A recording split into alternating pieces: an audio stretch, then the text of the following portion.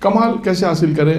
واجبات کی ادائیگی اور حرام سے اپنے آپ کو بچانا. یہ انسان آپ بڑے سے بڑے عالم اور مجتہد کے پاس جا کے پوچھتے ہیں کہ مولانا کہتے ہیں آغا صاحب ہم چاہتے ہیں کہ اچھے ہو جائیں, ہم چاہتے ہیں کہ کمال تک پہنچنا چاہتے ہیں, ہم چاہتے ہیں کہ کچھ زندگی میں کچھ کاموں کو انجام دیں. تو اکثر عالم روحانی وہ کیا کہتے ہیں؟ فقط واجبات. بعض لوگ کہتے ہیں واجبات رضا, واجبات کی ادائیگی کرو, حرام سے. اچھا اب آپ یہ دیکھیں, یہ دو چیزیں ایسی جو عرفی مثال کے ذریعے میں بہت آپ کے کام آئے گی. آپ طبیب کے پاس گئے, آپ کا گلا خراب تھا, تو طبیب آپ کو جو دو چیزیں کہے گا, ٹھنڈا پانی نہیں پیو, ٹھنڈی چیز نہیں کھاؤ, اور یہ دوا استعمال, میڈیسنس, یہ دوا ہے جو میڈیسنس, اس کو دو کام آپ نے کرنے پہ تو آپ کا گلا صحیح ہوگا. لیکن آپ نے کہا نہیں میں میڈیسنس جو کھا رہی ہوں وہ تو میں کھاؤں گی, لیکن ٹھنڈا پانی بھی پیوں گی, مرتب ٹھنڈا پانی پی رہے ہیں, مرتب ٹھنڈی بوتل پی رہی ہیں, دوا بھی کھا رہی ہیں, جو ڈاکٹر نے دوائی دی اس کو کھا رہی ہے مرتب, وہ بھی مرتب صبح دوپہر شام مرتب وہ بھی کھا رہی ہے, تو کیا گلا صحیح ہوگا؟ کیوں؟ آپ کیا میں دوائی تو کھا رہی ہوں. کیوں؟ دوسری طرف جو احتیاط کرنی ہے, جو ٹھنڈا پانی نہیں پینا, اس کو آپ انجام دیں. بالکل اسی طرح یہاں پر بھی واجبات کی ادائیگی کے ساتھ ساتھ حرام سے بھی اپنے آپ کو بچانا ہے. آپ نے کہا میں نماز تو پڑھ رہی ہوں, روزہ تو رکھ رہی ہوں, حجاب کر رہی ہوں, جو واجب اللہ نے کہ تمام واجبات کی ادائیگی کروں, لیکن دوسری طرف مثال کے طور پہ خدا نخواستہ ایسی محفل میں جانا جو حرام میں وہاں جا رہے ہیں, غیبت کرنا وہ بھی کر رہے ہیں, کسی برائی کرنا وہ بھی کر رہے ہیں, گناہ کے کاموں کو بھی ساتھ ساتھ اگر انجام دے رہے ہیں تو وہ انسان اس کمال تک نہیں پہنچے گا. اس کی بہترین مثال یہی کہ انسان کا گلا اس وقت صحیح ہوگا جب دونوں کام انجام دے جائیں گے. میڈیسنز کے ساتھ ساتھ احتیاط بھی ضروری, ٹھنڈا پانی بھی منع کیا جب تک. تو پتہ چلا کہ دو چیزیں کو انجام دیں گے تو انسان اپنی اس بیماری سے نجات حاصل کرے گا. بالکل اسی طرح واجبات کی ادائیگی کے ساتھ ساتھ محرمات سے بھی انسان اپنے آپ کو بچائے, ترک حرام بھی اپنے آپ کو بچائے گا, تو پھر وہ ارتقاء کی طرف بڑھے گا. تبھی آپ دیکھیں ایک روایت ہے معراج کی کہ پیغمبر, یہ معراج کی روایت نہیں ہے, دوسری روایتوں میں ہے, ایک جملہ ہے کہ انسان کے پاس ایسا تقوی ہو کہ جو اسے حرام سے بچائے. یعنی ایسا تقوی نہیں ہو کہ جو اسے حرام کی تقوی ہے لیکن اسے حرام کی طرف نہیں روک رہا, تو کوئی فائدہ نہیں ہے اس تقوی کا. یعنی تقوی بھی ایسا ہو, یعنی واجبات کی ادائیگی ایسی ہو کہ جو اسے گناہوں سے محفوظ بھی رکھتا ہو, وہ تقوی فائدہ مند ہے. وہ تقوی فائدہ مند نہیں ہے کہ جو واجبات کی ادائیگی کے ساتھ ساتھ انسان گناہ بھی انجام دے رہا, پھر انسان کمال تک نہیں پہنچے گا. تو آپ دیکھیں ہم اپنے معاشرے میں, اپنی زندگی میں کیوں کمال تک ہی نہیں پہنچتے؟ اس کی وجہ اس لیے احتیاط نہیں کر رہے. ہم نماز پڑھ رہے ہیں, روزہ بھی رکھ رہے ہیں, حجاب بھی کر رہے ہیں, حج بھی ادا کر رہے ہیں, اب معروف بھی کر رہے ہیں جو واجب ہے, لوگوں کو نیکی کے حکم بھی دے رہے ہیں, برائی سے بھی روک رہے ہیں, معاشرے میں اصلاح بھی کر رہے ہیں, اچھے کام بھی کر رہے ہیں, مدرسے میں بھی جا رہے ہیں, مدرسہ پڑھا بھی رہے ہیں, اور آگے چل رہے ہیں, کتنے اچھے اچھے کام ہم انجام دے رہے ہیں, صلہ رحمی بھی کر رہے ہیں, اور آگے چلے جائیں. لیکن دوسری طرف جہاں ہم جس محفل میں نہیں جانا چاہیے وہاں جا رہے ہیں. مثال کے طور پر غیبت نہیں کرنی چاہیے, غیبت بھی کر رہے ہیں, گناہ کے کاموں کو ساتھ ساتھ انجام دے رہے ہیں. تو کیا پتہ چلا کہ وہ گناہ کی وجہ سے انسان ترقی کی منزلیں طے نہیں کر رہا, وہ کمال حاصل نہیں ہو رہا. جس آپ کے سامنے مثال میں نے عرفی مثال دے دی, بالکل اسی طرح کہ آپ میڈیسن 10 دن تک میڈیسن کھاتے رہے, ساتھ ٹھنڈا پانی بھی پیتے رہے. آپ ڈاکٹر کے پاس جا کے گئے, ڈاکٹر کہے گا کیوں صحیح نہیں ہو رہا؟ آپ کے میں میڈیسن تو مکمل لی آپ. ڈاکٹر مجھے احتیاط کی, احتیاط نہیں, ہم تو ٹھنڈا پانی پی رہے. پھر ڈاکٹر کیا کہے گا؟ پھر میں آپ کا علاج نہیں کرتا. بعض ڈاکٹر ہیں وہ صاف منع کر دیتے ہیں کہ ہم اس پیشنٹ کا علاج نہیں کرتے جو ہماری بات نہیں مانتا. خیر, تو کہنا مقصد یہ کہ یہ کمال تک پہنچنے کے لیے اہم وسیلہ ہے. آپ دیکھیے گا کہ جتنی بھی لوگ, ہسٹری پڑھیے گا ان لوگوں کی, ابھی تو ہمارا وقت نہیں, ورنہ انشاءاللہ کبھی وقت ہوا تو وہ افراد جو جن لوگوں نے کمال حاصل کیا, میں نے عرض کیا تھا کمال تک پہنچے, انہوں نے اپنی زندگی میں بھی بتایا کہ انسان کو زندگی میں بھی بتا, لوگوں کو بھی بتایا کہ تمہیں اگر کمال تک پہنچنا ہے تو ان کاموں کو انجام دینا پڑے گا. ان میں آپ دیکھیے آگے خنساری کا جو میں نے عرض کیا اس میں بھی ایک جملہ یہی ہے. طلبہ کے لیے پوچھا طلبہ کے لیے کیا کریں, طلبہ کو کیا کرنا چاہیے, طلبہ کے لیے کیا نصیحت کریں, کہ تقوی اختیار کرو اور درس پڑھو.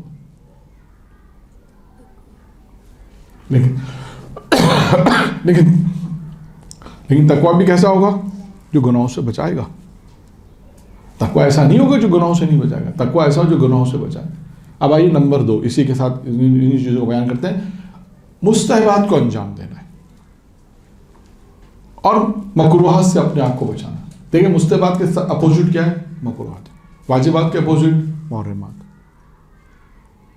مستحبات کو انجام دینا ہے. دیکھیں مستحبات کو انجام دینا ہے, اور یہ بھی بہت اہم چیز ہے.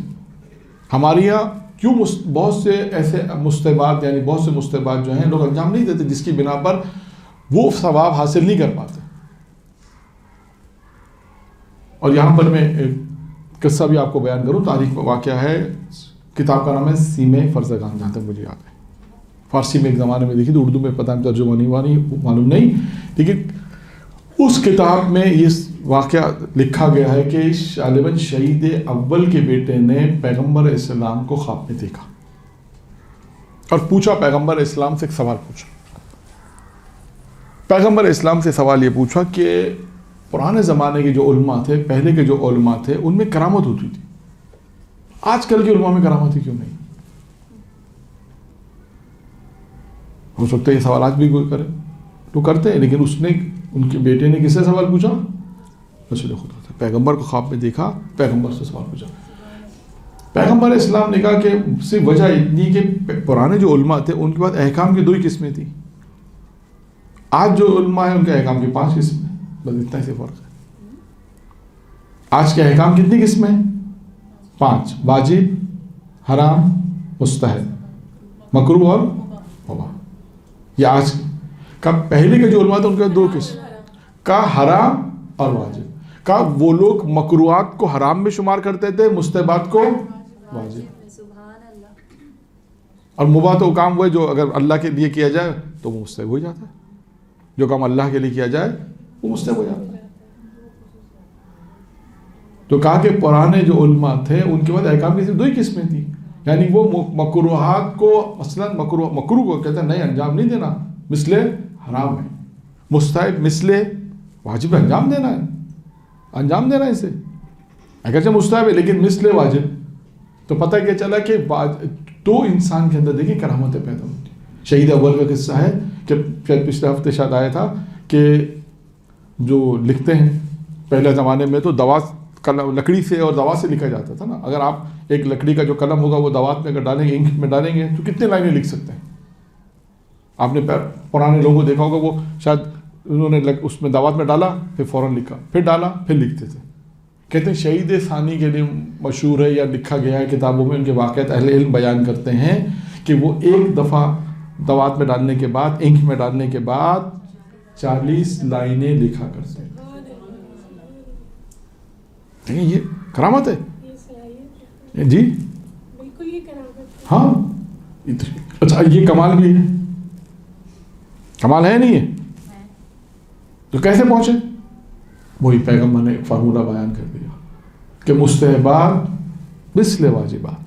آج ہمارے یہاں کوئی کام ایسا ہے کہ بھئی بہت سے کام کا یہ انجام دو, مستحب میں سے چھوڑ دو, کیا فرق پڑتا ہے؟ مستحب تو ہے, واجب تو نہیں ہے نا, چھوڑ دیا. کوئی ایسے کام انجام دینا ہے کا مکروہ ہے, کا مکروہ ہے نا, حرام تو نہیں ہے نا. چھوڑنے میں کیا, انجام دینے کا ثواب ہی کم ملے گا, انجام دے دیتے, کیا فرق پڑتا ہے, ثواب ہی کم ملے گا, اس کو چھوڑ دیا. تو یہ وجوہات بنتی ہیں کہ, اور ایک آیت اللہ کا بھی واقعہ ہے کہ جس میں جب وہ دنیا سے جا رہے تھے, وہی اسی کے ذہن میں کہ جب وہ دنیا سے جا رہے تھے تو ان سے پوچھا, کسی نے پوچھا کہ آپ نے زندگی میں کبھی کوئی مباح کام کیا ہے, مکروہ کام کیا ہے؟ مکروہ کام. تو مکروہ تو چھوڑو, میں نے مباح بھی نہیں کیا. تو انہوں نے کہا آپ نے مباح نہیں کیا, مباح تو کھانا پینا اٹھنا بیٹھنا سب کام تو مباح ہے, یہ تو اپنی ساری زندگی کے. کہاں کی زندگی, لیکن اللہ کے لیے کی. جب اللہ کے لیے کیے ہیں تو وہ مستحب بن جاتا ہے, تو وہ مباح ہی نہیں رہا. تو یہ پیغام ہے کہ ہم اپنی پوری زندگی کو اللہ کے لیے اس طرح وقف کریں, جو کام بھی کریں اللہ کے لیے کریں, تو وہ بات جو ہے وہ مستحب میں تبدیل ہو جائے گا, آپ کو ثواب بھی ملے گا. پھر اس کے بعد آتے ہیں اچھا اب جو مستحبات کی فہرست آتی ہے اس میں مستحبات میں جو چیزیں آتی ہیں اس میں ہے کہ نماز اول وقت، نماز تو پڑھنی ہے اول وقت. پچھلے ہفتے واقعہ آ گیا تھا. تین چیزیں جو تھیں ایک شخص کو چاہیے تھیں. تین چیزوں کی کلید ایک ہی چیز تھی. کہا کہ شادی نہیں ہو رہی تھی، میں چاہتا ہوں جلدی شادی ہو جائے. میں بہت مختصر بیان کیا اور پچھلے ہفتے بیان کیا تھا. پھر اس کے بعد کیا کہا؟ ایک اچھا کاروبار اور حج.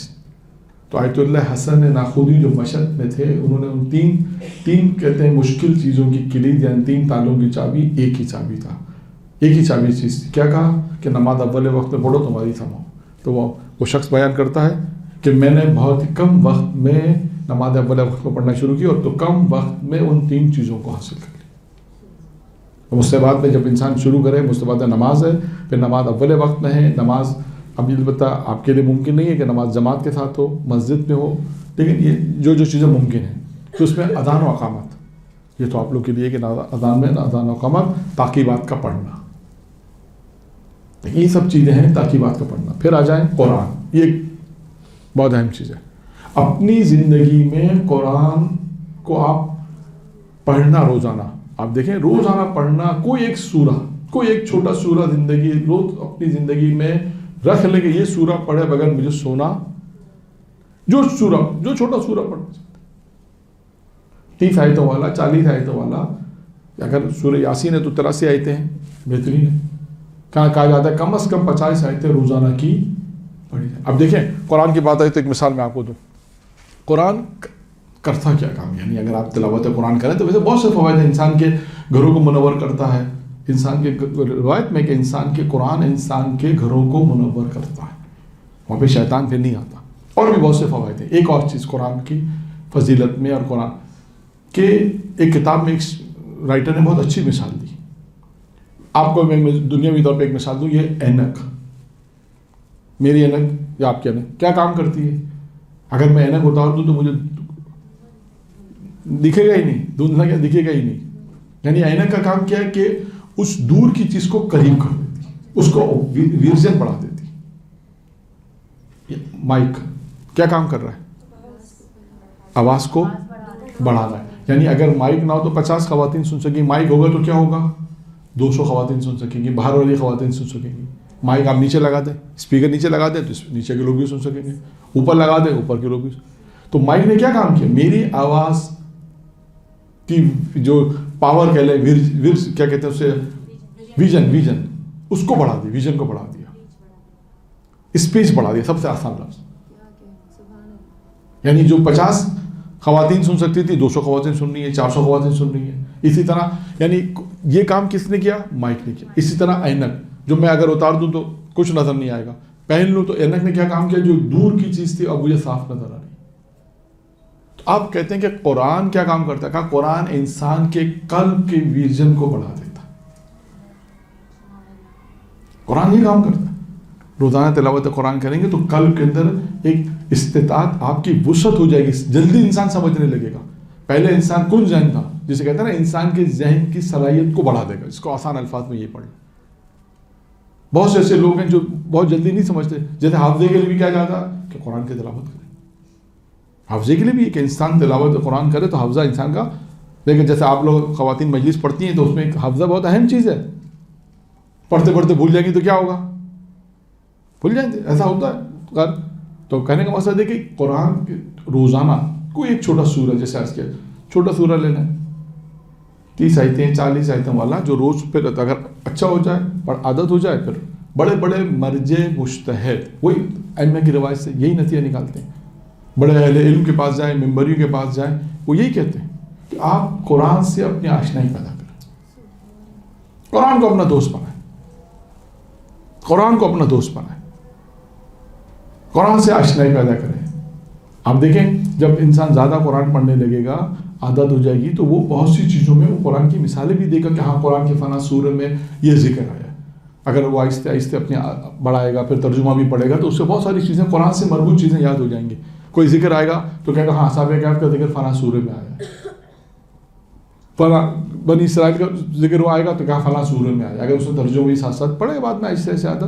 تو دیکھیں تلاوت قرآن یہ انسان کی ترقی کے لیے کہتے ہیں کہ بہت اہم کردار، کمال تک انسان کو پہنچاتا ہے. یہ سب چیزیں ہیں جو انسان کو کمال تک پہنچاتی ہیں. جو ہم لوگ سے مراد مدرسے کے لوگ، طالب علم، مولانا حضرات، ذاکرہ حضرات، جو مبتدی ہیں پڑھنے والے، یہ ہر شخص چاہتا ہے میں آگے بڑھوں، ہر شخص چاہتا ہے ترقی کروں.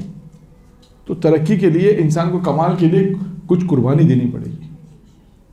وہ قربانی یہی ساری چیزیں، انسان واجبات کی ادائیگی کرے، مستحبات کی ادائیگی کرے، حرام سے اپنے آپ کو بچائے، مکروہات سے اپنے آپ کو بچائے.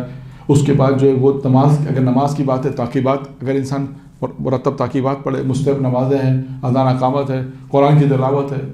قرآن کی دیکھیں قرآن انسان کے بہت اہم ترین کام. میں نے کہا کہ قرآن اگر انسان مرتب قرآن پڑھتا ہے، آپ دیکھیں بڑے آیت اللہ یا اہل ممبر، سب جو لوگ جو قرآن سے وابستہ ہیں، وہ یہی کہتے ہیں آپ قرآن کو اپنا دوست بنائیں، قرآن سے آپ کی دوستی ہونی چاہیے. اور اس کے بعد دعا اور ذکر، اس کا بھی سلسلہ انسانی زندگی میں ہونا چاہیے. دعا اور ذکر، یہ بھی انسان کی زندگی میں پروردگار سے دعا کرتا رہے.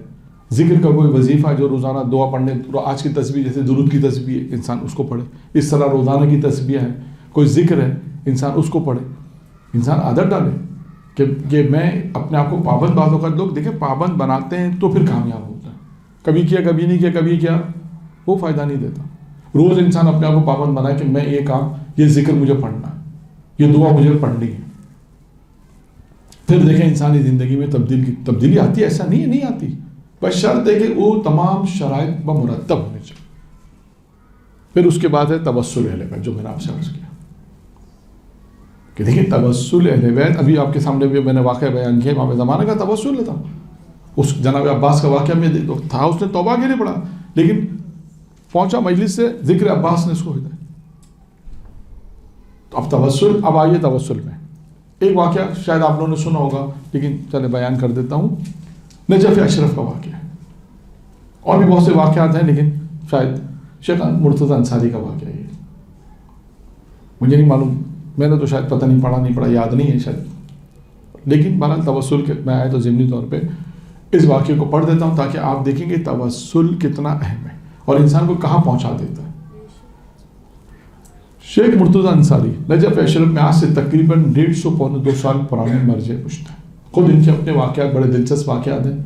ان میں سے ایک واقعہ میں اور آپ کو سنا دیتا ہوں. ایک مرتبہ ان کی زوجہ نے ان سے کہا کہ بھائی مجھے ایک چادر چاہیے. سنا آپ نے واقعہ یہ؟ نہیں سنا. ایک چادر چاہیے. تو پوچھا کس لیے چادر چاہیے، کیا کام ہے؟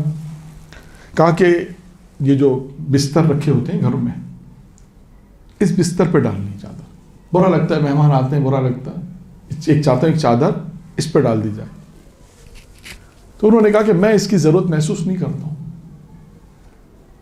میں اس کی ضرورت محسوس نہیں کرتا کہ ہونی چاہیے. نہیں ہے تو کیا فرق پڑتا، نہیں ہے، کوئی مہمان آیا ہے کیا فرق پڑتا ہے. انہوں نے کہا کہ میں اس کے پیسے نہیں دے سکتا. ٹھیک ہے. کچھ عرصے کے بعد 2 مہینے 3 مہینے 4 مہینے مثلا 4-5 مہینے بعد انہوں نے دیکھا کہ اس پہ چادر پڑی ہوئی ہے. پوچھا تو جا چلے، پوچھا اپنی بیگم سے. آج کے اسلام میں یہ لفظ زیادہ اچھا ہے، کیونکہ آج کے اسلام سے ماڈرن لفظ استعمال ہونے چاہیے نا. زوجہ پرانا لفظ ہے، بیگم. اور زیادہ ماڈرن ہو جائیں گے وائف. جتنے زیادہ ماڈرن الفاظ استعمال ہوں گے وہ زیادہ لوگ اس میں زیادہ انٹرسٹ پیدا کر سننے میں بھی. خیر، کیونکہ بعض اوقات اصل میں شخصیت کے اعتبار سے جملہ استعمال ہوتا ہے. اب ہم یہ نہیں کہیں کہ شیخ مرتضی انصاری نے اپنی وائف سے کہا، یہ مناسب نہیں ہے. کہیں شیخ مرتضی انصاری نے اپنی زوجہ سے کہا، شخصیت کے اعتبار سے یہ جملے استعمال ہوتا ہے. خیر، آپ نے پوچھا کہ بھائی میں تو آپ کو پیسے نہیں دیے، یہ چادر کہاں سے آئی؟ کہنے لگے حضور جو آپ ماہانہ دیتے ہیں مجھے، اب وہ جو بھی دیتے ماہانہ، مثلا اس زمانے میں دیتے ہوں گے 10 درہم فرض کر لیں، تو آپ جو 10 درہم دیتے ہیں ماہانہ، تو میں نے اس میں سے تھوڑا تھوڑا بچایا، تھوڑا تھوڑا پونا درہم آدھا درہم مطلب بچاتی رہی، آدھا درہم بچاتے، اور تاکہ جب 3-4-5 ماہ گزر گئے تو جو پیسے بچے اس کی میں نے چادر لے لی. تو انہوں نے کہا اچھا اس کا مطلب یہ ہے کہ 9.5 میں گزارا ہو سکتا ہے. تو کب آئندہ تم کو 9.5 ہی ملا کریں گے. اتنے سخت تھے. اور بھی ان کے دلچسپ واقعات ہیں. یہ وہ تھے جو ایک جملہ کہہ دوں کہ یہ وہ تھے کہ جنہوں نے یہ کہا تھا کہ اگر زمانے کا امام مجھے مجتہد کہے گا تو میں اپنی توسیع مسائل دوں گا. ہاں، اور واقعہ ہے تاریخ میں، کتابوں میں ہے کہ وقت کا امام زمانہ، وقت کے امام آنے کے بعد امام نے ایک سوال پوچھا، انہوں نے جواب دیا، پھر اس کے بعد پورا طولانی قصہ ہے. پھر امام نے کہا کہ انت مجتہد. پھر انہوں نے جب لوگوں سے پوچھا یہاں کوئی آیا تھا، لوگوں نے کہا کوئی نہیں آتا. تو پھر اسے اس بات کا یقین ہو گیا آنے والا امام تھا، اور انہوں نے مجھے یہ سند دی کہ میں مجتہد ہوں. تو انہوں نے وہ توضیح، اس وقت انہوں نے وہ توضیح مسائل. دیکھیں یہ ایسے لوگ گزرے. یہ ہے کمال کہ امام زمانہ نے کہا تو مجتہد ہو، پھر اس کا تو یہ ہے کمال کے لیے. اب یہ وہ لوگ تھے جو اپنی زندگی میں زیارت عاشورہ، زیارت جامع کبیرہ، نماز شب، یہ کہتے ہیں پڑھا کرتے تھے. جامع کبیرہ کے لیے بہت زیادہ ہے کہ جامع کبیرہ انسان پڑھے. دعا کمیل، یہ تمام چیزیں دعا اور ذکر میں آ جاتی ہیں، جو میں نے ابھی اس میں نہیں بیان کی کہ دعا اور ذکر میں کیا کیا گیا. جب ان کے واقعات آئے تو ذہن میں آئے زیارت جامع کبیرہ، دعائے کمیل، دعائے توسل، حدیث قصہ. یہ ساری وہ چیزیں ہیں کہ جو انسان مرتب پڑھتا رہے، مرتب جسے کہتے ہیں. زیارت آل یاسین، جمعہ کا دن ہے ویسے ہی پڑھے، دعائے عہد ویسے ہی پڑھے. ساری وہ چیزیں کہ جو انسان کو آہستہ آہستہ آہستہ آہستہ ایک مقام تک پہنچاتی. یہ کمال بٹن دبانے سے نہیں آتا، یہ ذہن میں رکھیے گا کہ آج پڑھا کل میں بہت پتہ چلا میں لوگوں کو دیکھ رہی ہوں اور فلاں دیکھ رہا ہوں. ایسا نہیں ہوتا، ایسا نہیں ہے. تو خیر اب ان کا جو اصل واقعہ بیان کرنا تھا وہ تو میں بیان کروں. یہ تو میں نے آپ کے سامنے ضمنی طور پہ بیان کیا کہ یہ وہ شخصیت ہے جو کمال کی اس منزل پر ہے. اب ان کے زمانے، یہ جو جس دور میں مجتہد تھے، درس خارج دے رہے تھے، ان کا ایک شاگرد تھا. درس خارج آپ کے علم ہے کہ 10-12 سال انسان پڑھتا ہے پھر درس خارج میں بیٹھتا ہے. اور ان کا جو شاگرد تھا اسے درس سمجھ میں نہیں آ رہا تھا. گیا درس میں کچھ سمجھ میں نہیں آ رہا تھا. جیسے آج کل ایسا کہتا ہے سب پورا بلینک ہو گیا، کیونکہ پرانی جو کتابیں پڑھائی جاتی ہیں، آخری کتاب رسائل مقاصد کفایہ ہے، وہ کتابوں پر درس خارج ہوتا ہے. مجتہد اپنا درس خارج جو دیتا ہے وہ جو کتابیں پڑھی ہوتی ہیں اس کے اوپر اس کا درس خارج ہوتا ہے. اب یہ جب درس خارج میں پہنچے تو انہیں کچھ سمجھ بھی نہیں آ رہا کہ کیا. اب 10-12 سال جو محنت ہے وہ ضائع ہو رہی ہے، 10-12 سال جو محنت کی وہ ضائع ہو رہی ہے. اب ایک مہینہ گزرا مثلا کے طور پہ 10-12-15 دن، مہینہ پر گزر گیا، کچھ ہی سمجھ میں نہیں آ رہا. تو آدمی کیا کرے گا؟ نجف میں ہے تو کیا کرے گا؟ کس کے پاس جائے گا؟ امیر المومنین کے پاس. کہتے ہیں طالب علم گیا، جانے کے بعد اس نے گریہ کیا، مولا سے کہا مولا کچھ سمجھ میں نہیں آ رہا، مولا میری مدد کیجیے. خوب گریہ کیا، خوب گریہ کیا. کہتے ہیں کہ خواب میں امیر المومنین آئے.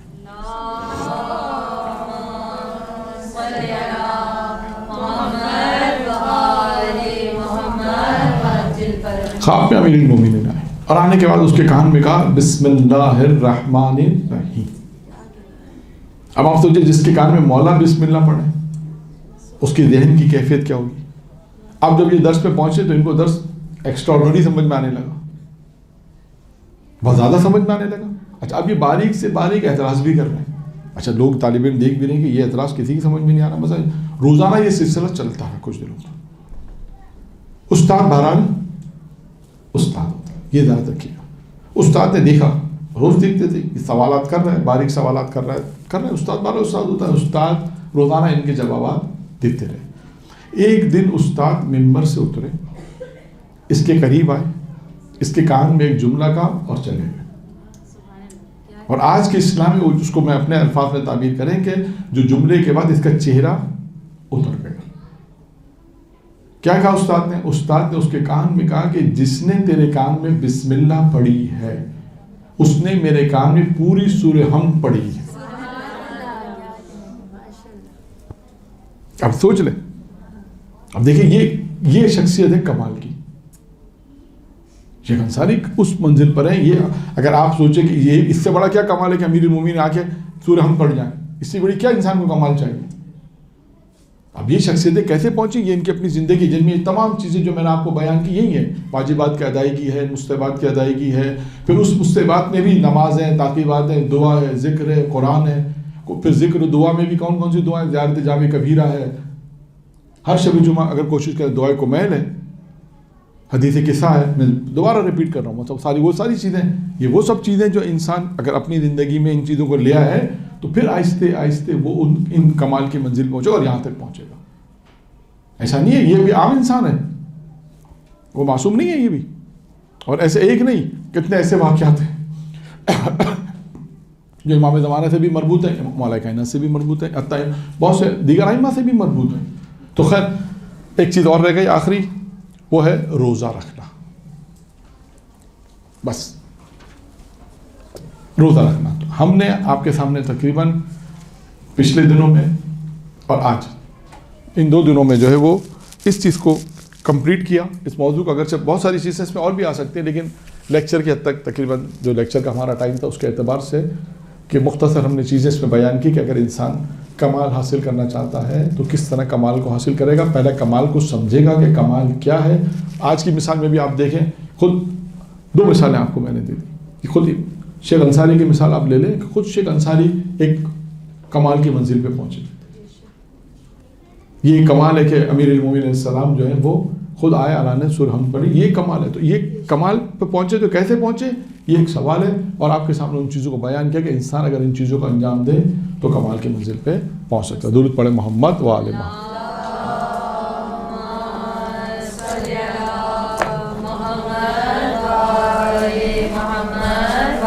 فرج و نجمعین.